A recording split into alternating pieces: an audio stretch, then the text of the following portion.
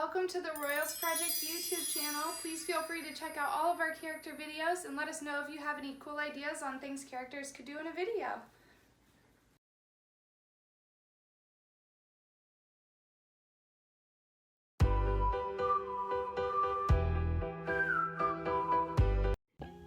Hello again, this is Belle, and I am back with R.L. Stine's Stay Out of the Basement, Chapter 7.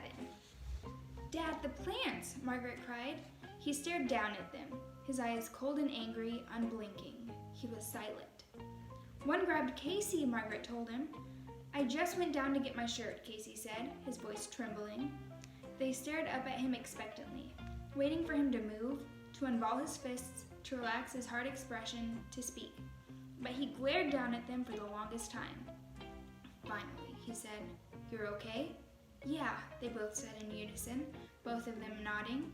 Margaret realized she was still holding Casey's hand. She let go of it and reached for the banister. "I'm very disappointed in you both," Dr. Brewer said in a low, flat voice, cool but not angry. "Sorry," Margaret said. "We knew we shouldn't." "We didn't touch anything, really," Casey exclaimed. "Very disappointed," their father repeated. "Sorry, Dad." Dr. Brewer motioned for them to come upstairs, then he stepped into the hallway. "I thought he was going to yell at us," Casey whispered to Margaret as he followed her up the steps. "That's not Dad's style," Margaret whispered back. "He sure yelled at us the last time we started into the basement," Casey replied. They followed their father into the kitchen. He motioned for them to sit down at the white formica table, then dropped into a chair across from them. His eyes went from one to the other, as if studying them, as if seeing them for the first time. His expression was totally flat, almost robot-like, revealing no emotion at all. "Dad, what's with those plants?" Casey asked. "What do you mean?" Dr. Brewer asked. "They're so weird," Casey said. "I'll explain them to you someday," he said flatly, still staring at the two of them. "It looks very interesting," Margaret said, struggling to say the right thing. Was her dad trying to make them feel uncomfortable, she wondered? If so, he was doing a good job of it. This wasn't like him, not at all. He was always a very direct person, Margaret thought. If he was angry, he said he was angry. If he was upset, he'd tell them he was upset. So why was he acting so strange, so silent, so cold? "I asked you not to go in the basement," he said quietly, crossing his legs and leaning back so that the kitchen chair tilted back on two legs. "I thought I made it clear." Margaret and Casey glanced at each other. "Finally," Margaret said, "we won't do it again." "But can't you take us down there and tell us what you're doing?" Casey asked. He still hadn't put the t-shirt on. He was holding it in a ball between his hands on the kitchen table. "Yeah, we'd really like to understand it," Margaret added enthusiastically. "Someday," their father said. He returned the chair to all four legs and then stood up. "We'll do it soon, okay?" He raised his arms above his head and stretched. "I've got to get back to work." He disappeared into the front hallway. Casey raised his eyes to Margaret and shrugged. Their father reappeared carrying the lab coat he had tossed over the front banister. "Mom got off okay?" Margaret asked. He nodded. "I guess." He pulled on the lab coat over his head. "I hope Aunt Eleanor is okay," Margaret said. Dr. Brewer's reply was muffled as he adjusted the lab coat and straightened the collar.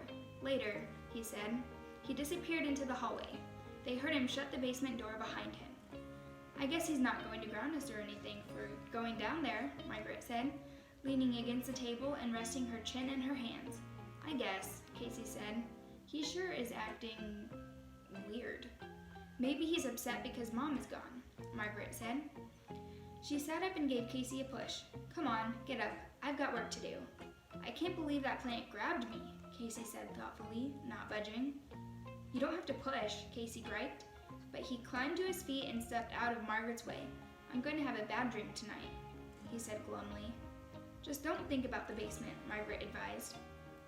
That's really lame advice, she told herself. What else could she say? She went up to her room, thinking about how she missed her mother already. And the scene in the basement with Casey trying to pull himself free of the enormous twinning plant tendrils played once again through her mind. With a shudder, she grabbed her textbook and threw herself onto her stomach on the bed, prepared to read. But the words on the page blurred and the moaning, breathing plants kept creeping back into her thoughts. At least we're not being punished for going down there, she thought. At least Dad didn't yell and frighten us this time.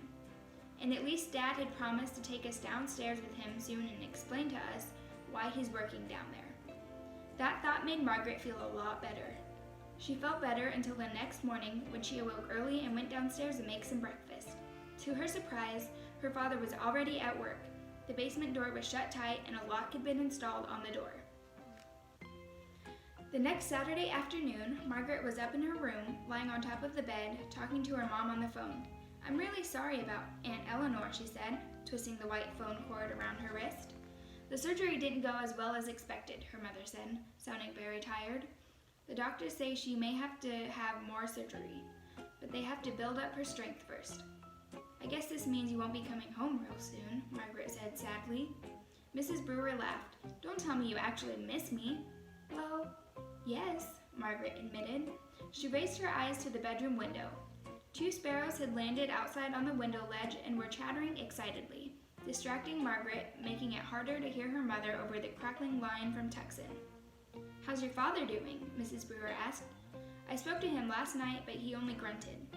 "He doesn't even grunt to us," Margaret complained. She held her hand over her ear to drown out the chattering birds. "He hardly says a word." "He's working really hard," Mrs. Brewer replied.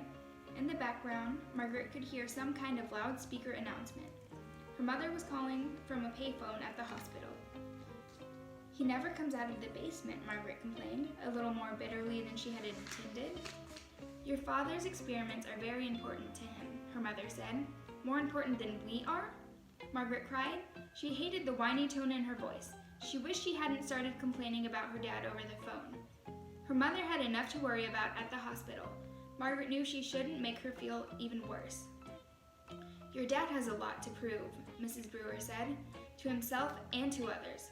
I think he's working so hard because he wants to prove to Mr. Martinez and the others at the university that they were wrong to fire him. He wants to show them that they made a big mistake." "But we used to see him more before he was home all the time," Margaret complained. She could hear her mother sigh impatiently. "Margaret, I'm trying to explain to you. You're old enough to understand." "I'm sorry," Margaret said quickly. She decided to change the subject. "He's wearing a baseball cap all of a sudden." "Who, Casey?"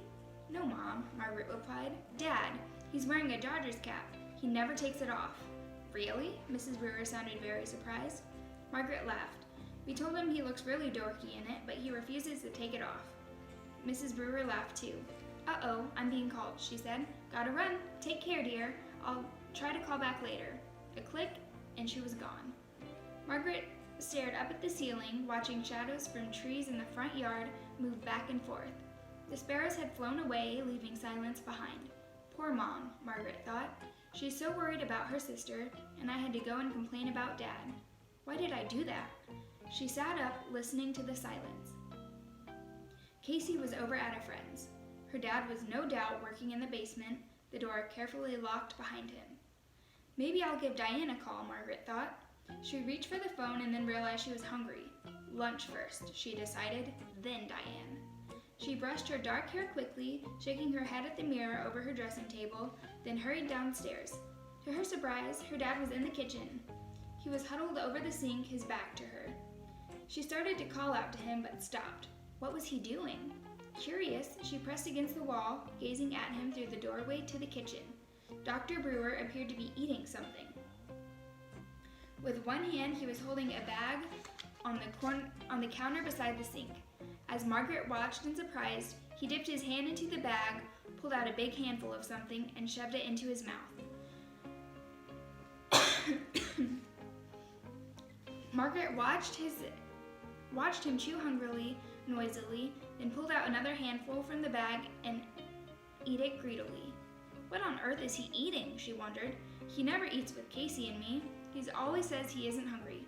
But he sure is hungry now. He acts as if he's starving. She watched from the doorway as Dr. Brewer continued to grab handful after handful from the bag, gulping down his solitary meal. After a while, he crinkled up the bag and tossed it into the trash can under the sink. Then he wiped his hands off on the sides of his white lab coat. Margaret quickly backed away from the door, tiptoed through the hall, and ducked into the living room. She held her breath as her father came into the hall, clearing his throat loudly. The basement door closed behind him. She heard him carefully lock it.